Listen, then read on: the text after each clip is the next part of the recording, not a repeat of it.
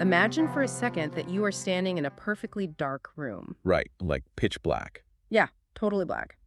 And you aren't wearing headphones. There are no speaker stacks in front of you, at least none that you can see. Just you in the dark. Exactly.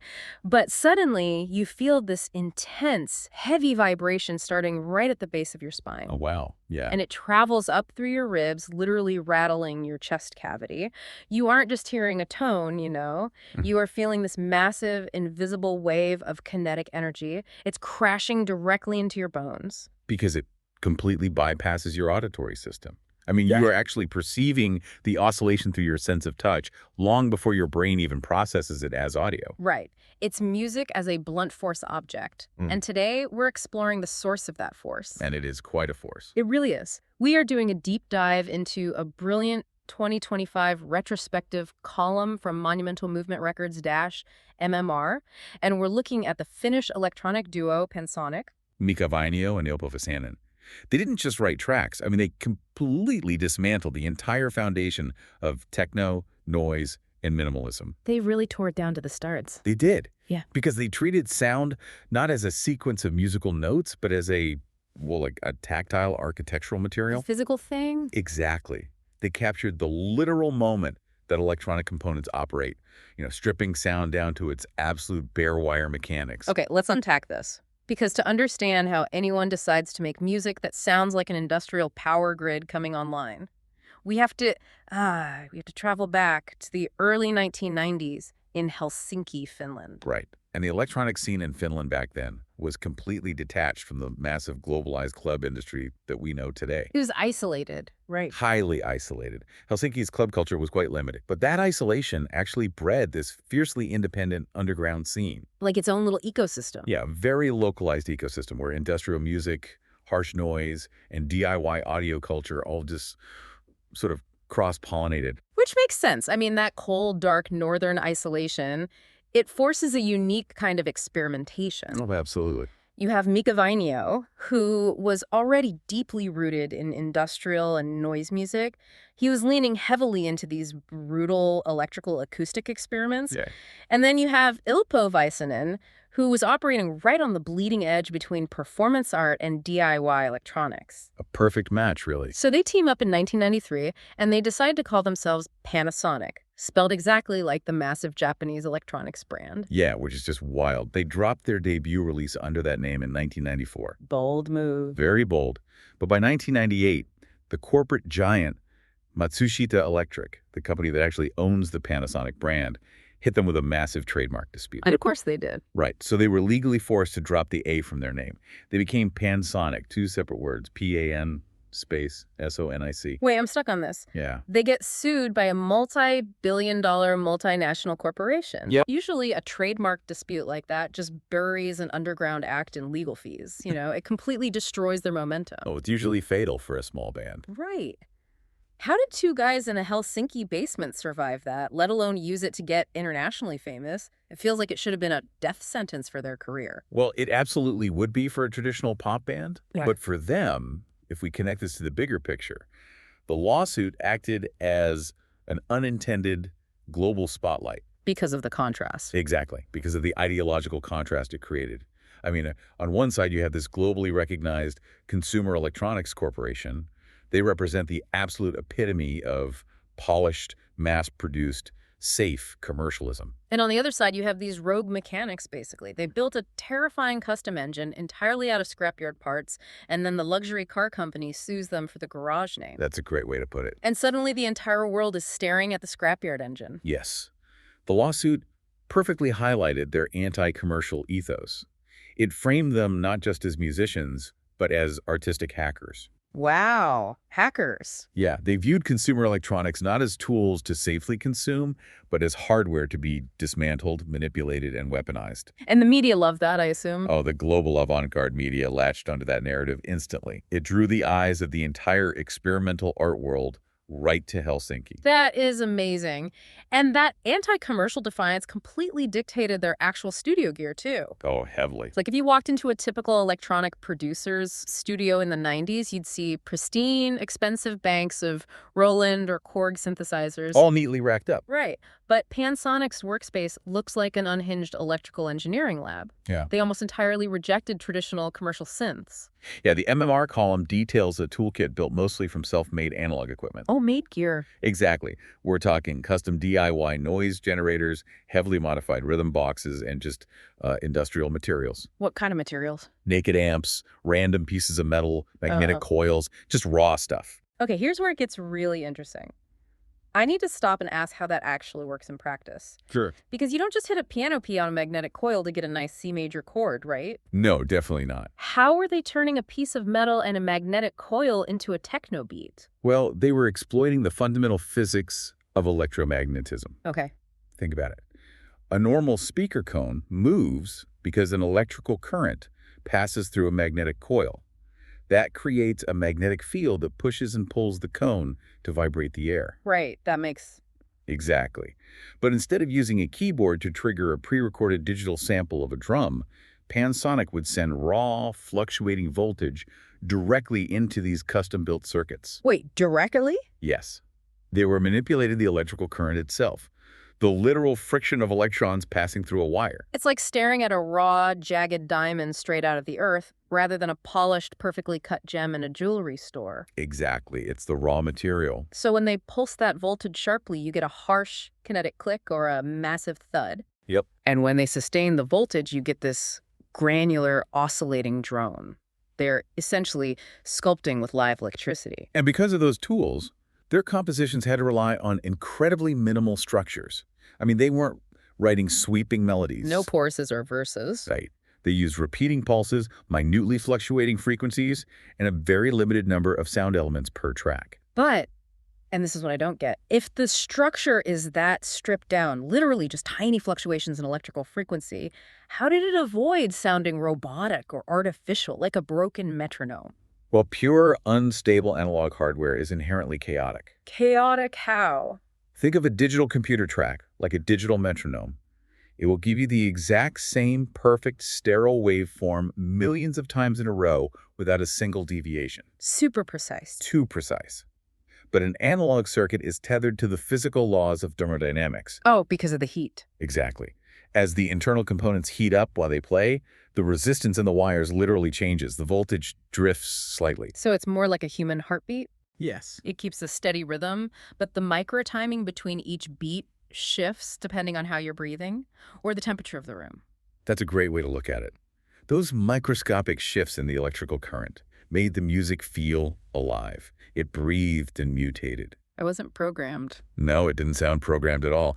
It felt like observing a massive, unstable natural phenomenon, like watching a tectonic plate shifting under massive pressure or a heavy weather system rolling in. Man, that sounds intense. Yeah. And because they were corralling these wild, unstable currents, listening to them on a standard pair of home headphones couldn't capture the full scope of that weather system. No, it really couldn't. The music had to be unleashed in a physical space, which brings us to their live performances.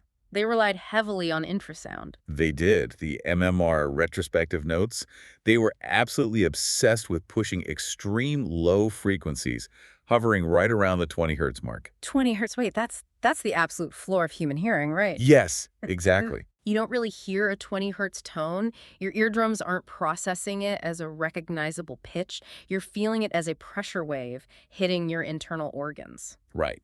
So attending a Pansonic show was far less about traditional listening and far more about enduring structural sound pressure. Enduring it. I like that word. Because they used club PA systems to move so much air that the kinetic energy felt like it was temporarily altering the architecture of the room. The air in the room became thick and viscous. It's like standing inside an active wind tunnel or right next to the impact zone of a massive waterfall. Yes, exactly. You feel the vibration in your chest cavity long before your brain figures out what the sound is. It hits your body first. But here's where I struggle to picture the scene. In the late 90s and 2000s, electronic music live shows were turning into massive visual spectacles. Right. Yeah, huge productions. Lasers, giant LED screens, intense lighting rigs. But Pansonic shows had almost zero visual production. Practically done. The lighting was basically non-existent. You just stood in the dark watching two guys intensely staring at circuit boards. That sounds incredibly alienating for an audience expecting a rave. In an era of lasers, isn't that just a buzzkill? What was fascinating here is that the alienation served a highly specific sensory purpose. How so? It was a deliberate tactic of sensory deprivation. When you flood an audience with lasers and giant screens, their brains prioritize visual processing. You're watching the show, not just hearing it. Right. By plunging the room into darkness and removing the visual spectacle entirely, Pansonic forced the audience into a hyper-focused, kinetic state of listening. Because if you can't see anything, your other senses have to completely take over to orient you in the space. And the physical vibration of those 20 hertz frequencies became the absolute entirety of your reality. They bridged the gap between audio and tactile sensation. You're basically touching the music. You couldn't be distracted by a light show because you were fully occupied by the sheer weight of the music physically pressing against your skin. That is wild. And this unique method of manipulating raw sound pressure didn't stay static, though. No, it evolved. They mapped out the entire electronic spectrum over their career. It evolved into a meticulously crafted discography. But looking at it, it's not just a chronological timeline of albums, it's an evolution of extreme architecture. They definitely explored vastly different physical environments with each release. Right, so let's talk about the albums. Well, you can see them pushing into wildly different extremes. Their 1995 debut, Vakio, laid the foundation. VAKIO, right. Yeah, it was the absolute milestone of minimal electronic sound. Inorganic pulses and those crushing low-frequency drones. But they didn't just repeat that formula. No, rather than repeating that, they shifted to explore kinetic violence. Which brings us to their 1997 album, Kulma, Kulma. Very different vibe.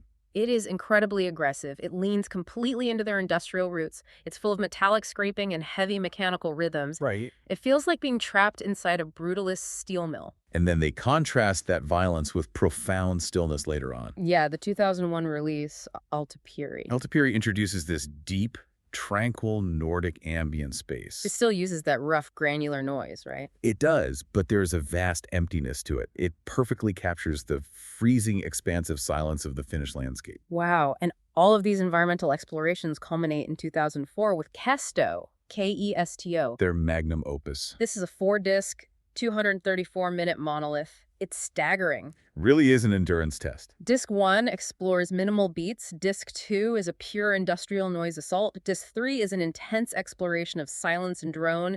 And Disc 4 is a massive, long-form ambient piece. All four extremes. So what does this all mean? I look at the sheer scale of Kesto, and it's like a musical encyclopedia or a museum exhibit divided into 4 distinct extreme environments. That's a great comparison. But for the listener trying to actually digest all of this, how do you even approach a 234-minute block of pure raw electricity? It seems completely impenetrable. Well, it is daunting if you treat it like a traditional record you just put on in the background while cooking dinner. Right. You can't just shuffle it on Spotify. No.